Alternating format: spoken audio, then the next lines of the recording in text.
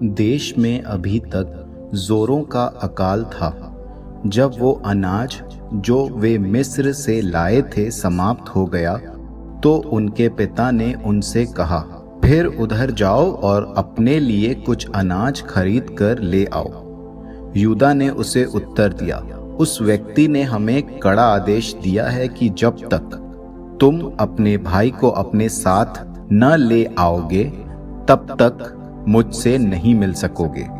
इसलिए यदि आप हमारे भाई को हमारे साथ भेजने को तैयार हों, तो हम जाकर आपके लिए अनाज खरीद कर ले आएं। लेकिन यदि आप उसे हमारे साथ नहीं भेजेंगे, तो हम वहां नहीं जाएंगे।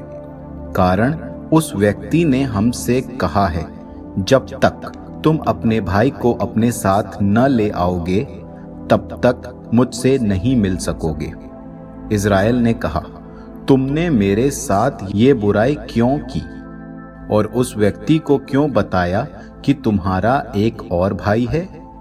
उन्होंने उत्तर दिया, उस व्यक्ति ने हमारे और हमारे परिवार के विषय में पूछताछ की और पूछा कि क्या तुम्हारे पिता जीवित हैं? क्या तुम्हारा एक भाई और है? इस पर उसके प्रश्नों के उत्तर में हमें ये बताना पड़ा। हमें क्या पता था कि वो हमारे भाई को वहां ले जाने के लिए हमसे कहेगा। यूदा ने अपने पिता इज़राइल से कहा, लड़के को आप मेरे साथ जाने दीजिए, जिससे हम चलकर वहां जाएं और इस प्रकार हम, आप और हमारे बच्चे जीवित रह सकें, मरे नहीं। मैं खुद इसका उत्तरदायी होऊंगा। मैं खुद उसे लौटाकर आपके हाथों में फिर सौंप दूंगा। यदि मैं उसे आपके पास सुरक्षित वापस न ला सका, तो मैं आपके प्रति आजीवन दोषी बना रहूंगा। यदि हमने इतनी देर न की होती, तो निश्चय ही अब तक हम 2 बार वहां से हो आए होते। इस पर उनके पिता इज़राइल ने उनसे कहा, अच्छा, यदि हमें ऐसा ही करना पड़ रहा है तो करो। अपने बोरों में इस देश की अच्छी से अच्छी चीजों में से थोड़ा लेते जाओ और उन्हें उस व्यक्ति को उपहार दो, जैसे कुछ बलसा, कुछ मधु, गोंद, गंधरस, पिस्ते और बादाम। अब दूना रुपया भी लेते जाओ, क्योंकि जो पैसा तुम्हारे बोरों में पाया गया है उसे लौटा देना चाहिए। हो सकता है कि कोई भूल हो गई हो। अपने भाई को भी अपने साथ लो और तुरंत उस व्यक्ति के यहाँ फिर जाओ।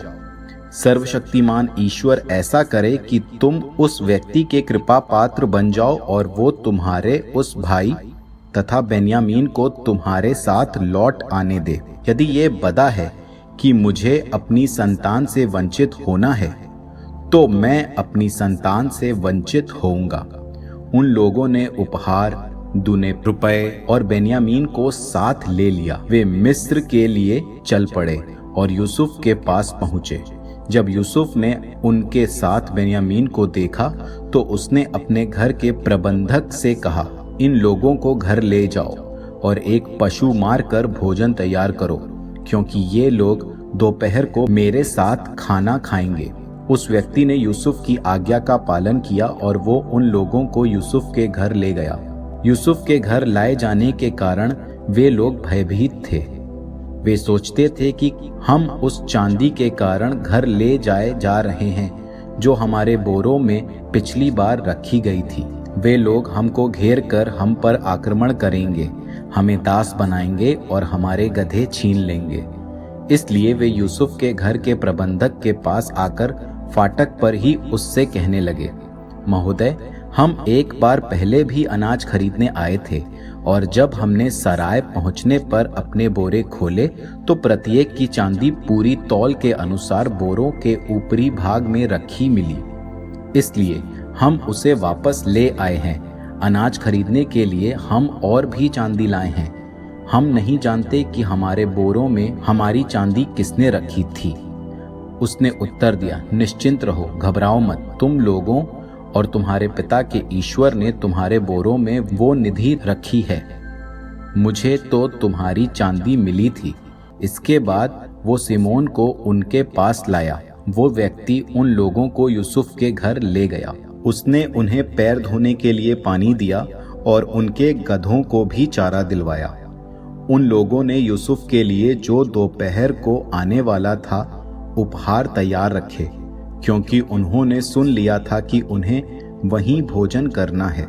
जब यूसुफ घर आया तब वे अपने साथ लाए हुए उपहार उसके पास ले गए और उन्होंने उसे भूमि पर झुककर प्रणाम किया। उसने उनका कुशल क्षेम पूछते हुए कहा, क्या तुम्हारे वृद्ध पिता जिनके बारे में तुमने मुझसे कहा था सकुशल हैं? क्या वो अब तक जीवित हैं? उन्होंने उत्तर दिया, आपके दास हमारे पिता सकुशल हैं, वो अब तक जीवित हैं। ये कहकर उन्होंने अपने सिर झुकाकर प्रणाम किया। यूसुफ ने अपनी आंखें ऊपर उठाकर जब अपने सगे भाई बेन्यामीन को देखा तो पूछा, क्या यही तुम्हारा सबसे छोटा भाई है जिसके बारे में तुमने मुझसे कहा था? और फिर कहा, पुत्र, ईश्वर की तुम पर कृपा बनी रहे। अपने भाई को देखकर यूसुफ का हृदय द्रवित हो उठा। वो जल्दी बाहर जाकर एकांत में रोने लगा। फिर वो अपना मुंह धोकर वापस आया और अपने मन को वश में रखकर उसने भोजन परोसने की आज्ञा दी। उसे अलग परोसा गया, उन लोगों के लिए अलग, और जो उसके साथ खाने वाले मिस्री लोग थे उनके लिए भी अलग, क्योंकि मिस्री इब्रानियों के साथ भोजन नहीं करते। मिस्री लोग ऐसा करना घृणित समझते हैं। यूसुफ के सामने ही उसके भाई अपनी अपनी अवस्था के क्रम से बिठाए गए, सबसे बड़ा पहले, सबसे छोटा सबसे पीछे। इस पर वे आश्चर्य से एक दूसरे की ओर देखने लगे। उसकी मेज से थाली ले जाकर उन लोगों को परोसा गया, परंतु बेन्यामीन का हिस्सा बाकी लोगों से 5 गुना था। वे यूसुफ के साथ खा पीकर तृप्त हो गए।